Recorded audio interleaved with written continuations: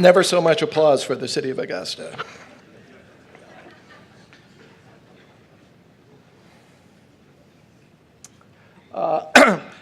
I'm happy to be here today to really share the work that so many people in this room have done in the city of Augusta. It's an exciting time for the city. We've got a lot of things that a lot of people have worked on for the past couple of years coming to fruition in the past year and are going to be making headlines in 2017. The unemployment rate in central Maine is really impacting everything that we do. I got on a bond call earlier this week with Standard & Poor, and they were concerned about the closing of Sears in Augusta. And our response to that was that those employees really have, in some respects, are already gone. The unemployment rate's 3.7% and holding. The vacancy rate at our regional power centers, Augusta Crossing, and the marketplace is effectively nil.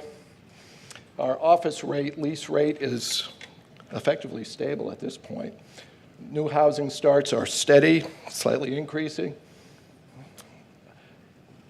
We've got a lot of great redevelopment happening down on Water Street in Augusta. 275 to 283 Water Street's seeing a $2 million investment by Richard Parkhurst. That's creating new retail, new restaurant. We've got autos by the river coming this spring, 12 new market rate apartments. These are units that are renting for between $1,100 and $1,800 a month.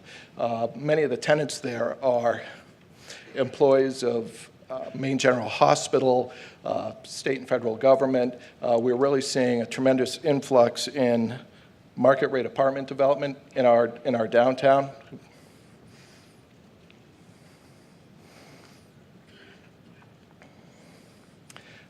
The Stacy's space that closed last year on Water Street in Augusta has been renovated into 3 new market rate apartments. We've got new retail coming in 2017. We've got Jason Gall doing new retail. That was just leased out last month, and 3 new market rate apartments coming to Water Street. We've really struggled, like a lot of rural communities, a lot of former mill towns. Revitalizing our downtowns is really led by these market rate apartment construction projects. And we're at a tipping point now.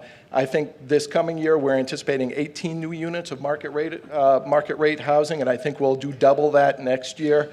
And I'm excited to see how that's going to impact our retail lease rate and our vacancy rate in the downtown in the coming year. Major developments last year include a significant expansion at J.S. McCarthy Printers from a manufacturing standpoint. The city worked with J.S. McCarthy closely on a tax increment financing deal for that project. We've also seen a major investment by Performance Food Groups with their distribution cold storage facility. They did 50,000 square feet. It was a $15 million development for them.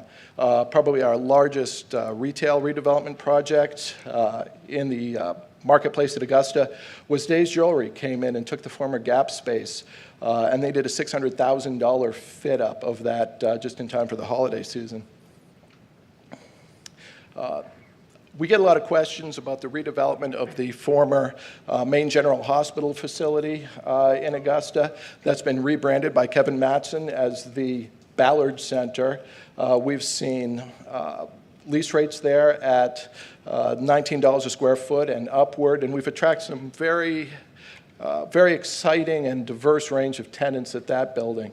2/3 of the building has been released by Maine General Hospital, but Maine Virtual Academy, AdCare, the Muskie Institute's relocated there. Allenbaugh Agency came over from another location in southern Maine, and Gateway Retirement Solutions. These are all A-grade retail spaces, and I expect that we'll cross the 75% vacancy rate, not vacancy rate, fulfillment rate this coming year. New opportunities ahead in Central Maine and Augusta. The Kennebec Lock site, that's a former site of the Augusta tissue mill. We've VRAP'd that site in the last 3 years. We've got 17 developable waterfront acres, and it's at the intersection of Route 95 and Route 3. It's an important location from a transportation standpoint, Route 3 being really a gateway to Mid-Coast Maine.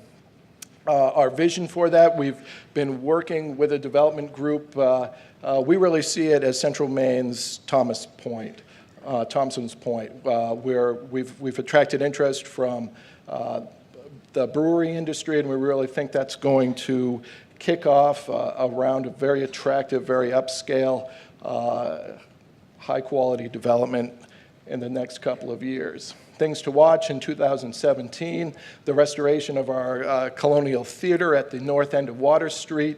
We're about a third of the way through a $6 million fundraising campaign. It's a 500-seat theater, and we really think that's going to complement the upscale residential development and the new wave of downtown retail that we anticipate. This is exciting. The 18-acre former MDOT site on Capitol Street, many of you are familiar with. It's an 18-acre parcel in close proximity to the state capitol. Really, in many respects, there's no more visible commercial real estate development site in Central Maine or in the state. And the state on Friday selected FD Stonewater, which is one of the largest REITs in the country, specializing in the redevelopment of sites like this for government purposes. And we're going to be working closely with them to create a development plan that really meets both the state's needs and the city's vision for that important parcel. Another thing to watch in neighboring Hollowell, the redevelopment of the 54-acre Stevens Commons site. They're doing a large-scale mixed-use project, renovating and bringing to market one 12,000-square-foot office building now. We will be in Augusta introducing the second phase of the Commerce Center industrial park. That's going to be bringing 9 commercially zoned lots, really building out the totality of that parcel that Kevin Mattson began 8 years ago. It's important from our standpoint because, as other speakers here have alluded to, our industrial vacancy rate is next to nothing in Central Maine and Augusta. That's it for my presentation. If you've got any questions, I'm not hard to find. Thank you.